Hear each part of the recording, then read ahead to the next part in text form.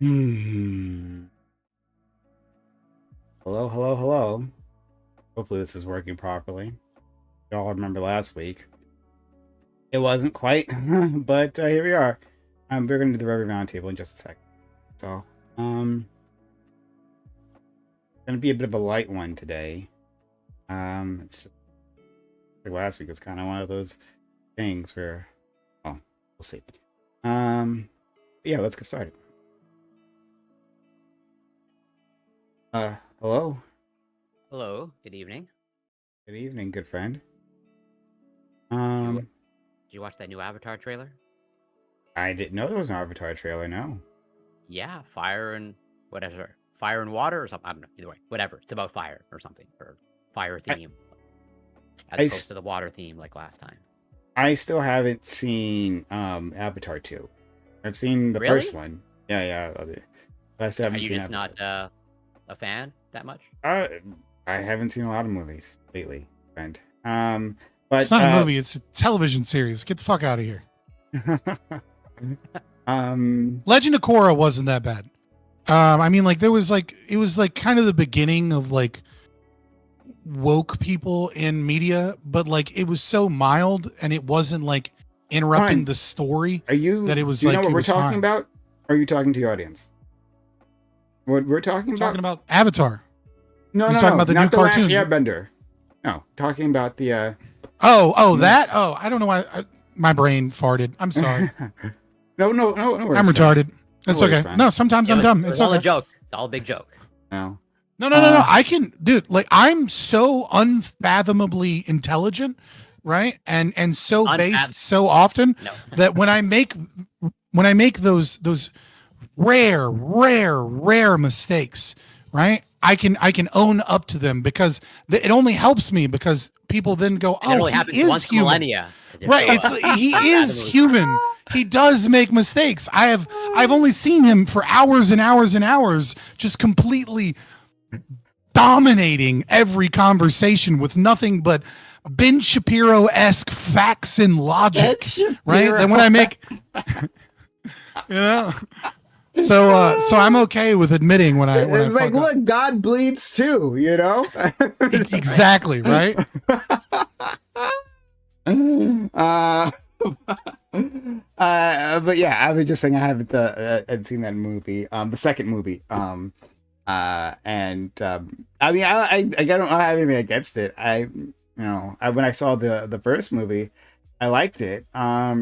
I liked it. I was just like, I was halfway through it, and I was like, is this just alien space dances with wolves? And yeah, pretty much. And I was like, yes, it is. It is like, it's almost the shot-for-shot remake. Like it's not, but it might as well be because it is the exact same fucking story.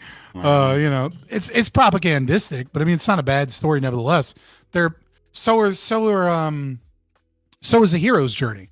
Right, the hero's journey is a mythological propaganda in a lot of ways, but it speaks to a truth at a fundamental level. So who cares?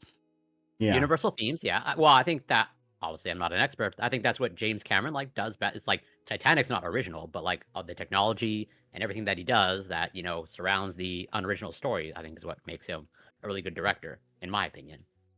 Well, yeah.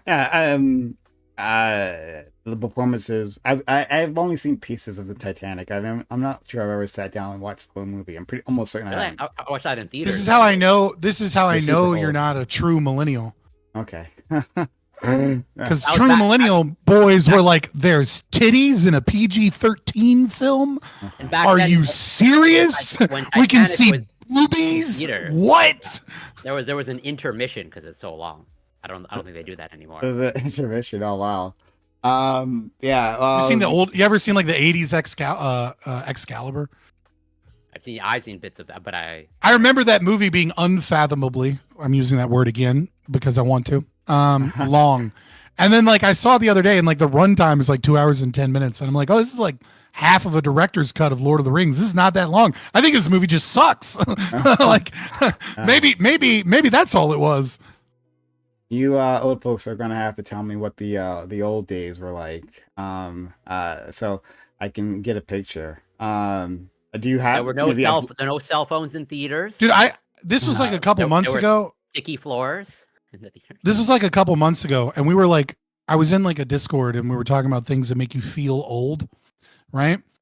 And I was like, oh, I remember when I was a kid, and I would go into Blockbuster, and I would like steal AOL CDs so that I could get additional hours of internet, right? So I could add more hours of internet so I could go home and play games.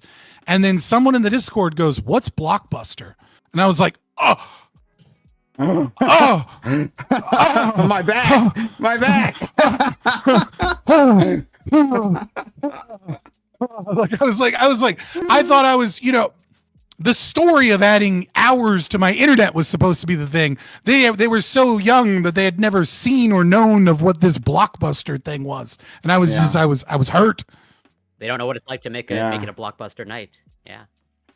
Huge. Isn't there like only I think one left, or like one left in like Alaska or something? No, that's what I. Yeah, I think there's like a lot of companies are like that where they have like a specific store or something from like investment left over for like memes and marketing and things like that. They have a very specific like the stores that are left over have a very specific attachment to the corporation, right? That's unique. And like that happens to leave them out of like the corporate shutdowns. Like, okay, well you have our name on it, but like it's not really in our hands much anymore. So if you want to keep it up, go ahead. Yeah, like those things, those licensing issues happen every so often there. My cousin used to work at a Blockbuster. One of the last ones I remember, like they were shutting down, and like his family was like yelling at him, like, "Oh, you gotta get a better job," because Blockbuster's not going to be around. He liked that job. He was actually a big fan of it. But it's like, not going to be around for much longer. And then eventually it did. Of course, it did shut down. Yeah. I miss video. Video stores were great. Yeah. Walking down the aisles, all that stuff. I think there is a, the way the market responds is it can, especially in a mixed market economy, right? Where there isn't long-term planning. But just even in general, right? Like culture and society often, it wants something now, and especially when it comes to convenience and things of that nature. And I think sometimes it can take almost a full generation before we realize what we missed, right? And like I think we're starting to see some return to it. I don't know that we'll ever see a return to video stores, most likely not, because just the way computers work and things like that. But for example, like we had Barnes and Noble. Started popping up because because libraries suck, right? Like libraries are just like a complete waste of money. Anybody that's spending money on like libraries, what are you doing? Like they just don't work.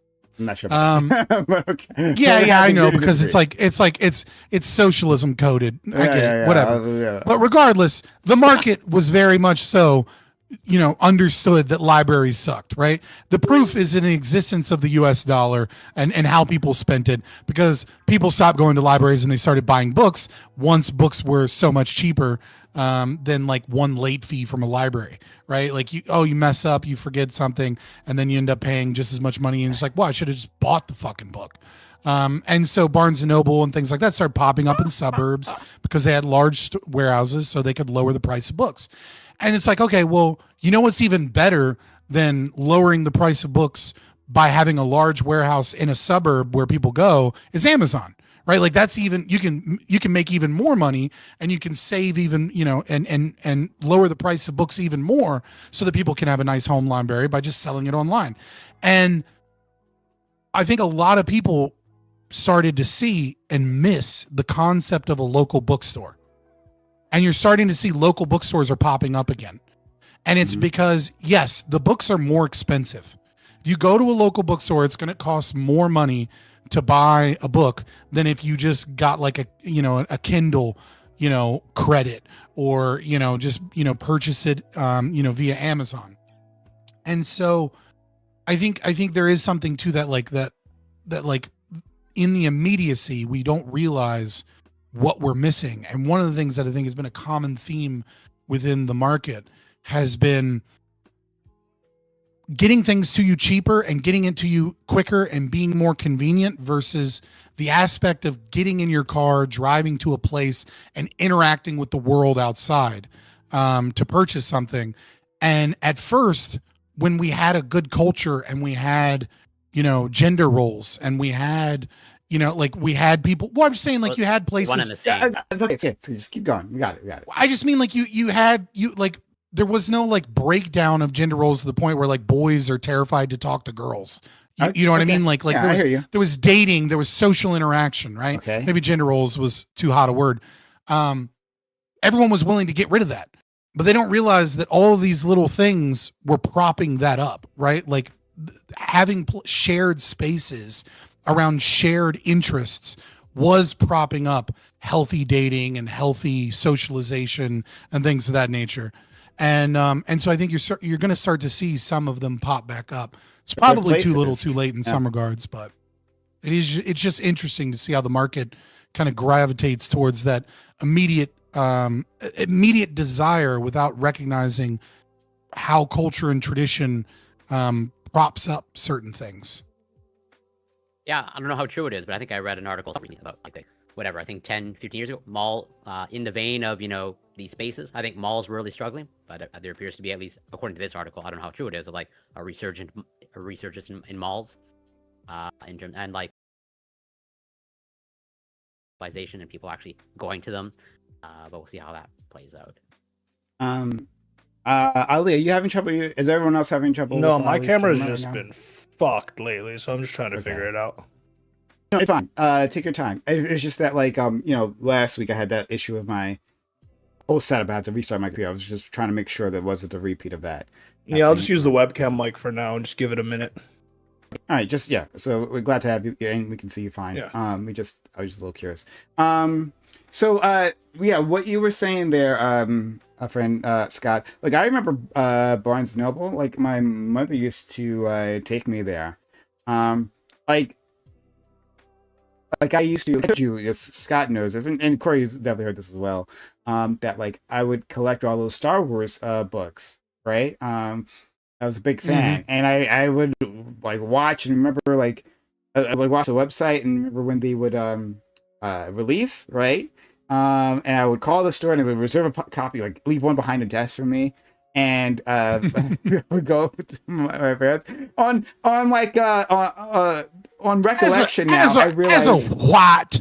I've always been frugal and waited for them to go on sale. Oh, well, us rich blacks, we never had to do that. But yeah, so I would ask, hold on to that book for me. And then I would go and, grab it. On reflection though, I realized that like those books weren't like flying off the shelves. Like I didn't need to do all that, but still, I don't want to miss it, But the point is that it was nice, the experience was nice. Nice to be there. Sometimes you could, talk to people. You could talk to librarians, right? They can give you the bookseller, excuse me. They give you recommendations. And yeah, I mean, as a person who has gone to the extreme on the other end and now is a fucking hermit, right? It's a different experience, right? When rather than like interacting through the world through the screen. Yeah. Barnes and Noble used to be my secret go-to first date idea. Is you go to Barnes and Noble first. And the reason you go to Barnes and Noble first, no. Well, because first of all, do you read? If you don't read, like it's not going to work out, right? And then second of all, right? You go there, you can buy them coffee, you can have a little bit of coffee, you can browse the books, and all of those like weird, awkward questions are like on bookshelves for you. Right? Like what religion are you? Oh, you can kind of laugh and see, you can test the boundaries on religion and faith when like you go to the religious section, or like what kind of fantasy they're in, what kind of their politics are, right? You don't have to be like, what are your politics, right? You can just like see some fucking like Bill Maher or, some fucking stupid fucking Rush Limbaugh book on a cornerstone and be like, what do you think about that? And then they can be like, oh, he's fucking retarded, and be like, oh yeah, this might work. I don't know. I got to dig a little deep. Right. So you can get like a lot of those awkward kind of conversations out, but it's not the tour de force it used to be, because it's not like. Yeah, I mean, you can still take them to an independent. Right. Also, bookstore, the best thing about that is you don't spend that much money. You just buy coffee, and if it doesn't work out, that was the whole date. And if it does work out, you go on to the second part. So you're not out fucking $50, $100, $200 buying somebody dinner so that they can go hop on to the next dude, like because they just want free dinner. That's like people's argument for living in major cities, right? You can just go for a walk, get a coffee, get a drink, get an ice cream, whatever it may be, and just go for a walk in your like town versus like the suburbs where, yeah, it might be walkable and nice, but it's not like that. We don't have anywhere to go. So like Corey, you were saying the malls are making a comeback. 100%. Yeah. That's why I live in cities. Like I hate living in cities because I hate all the people here, right? Because they're all a bunch of stupid. But it's nice to be able to walk. But yeah, it's nice to be able to fucking go hop on the elevator and then just walk to the grocery store, walk to CVS, walk to a restaurant. Even though I can't fucking eat at restaurants anymore, but you know what I mean. Yeah, but like, have you been? I don't know about like malls in Canada, but like the malls in America is basically like, you go. There's a Macy's. There's a couple like shoe stores, but then the rest of the mall is either all of these like Japanese trinkets, right? It's like random Japanese trinkets, and there's like 5 of those, and then there's like nail tech places, maybe like 3 or 4, and then there's like 5 or 6 like of those random cologne places, right? Everyone's kind of catering to like TikTok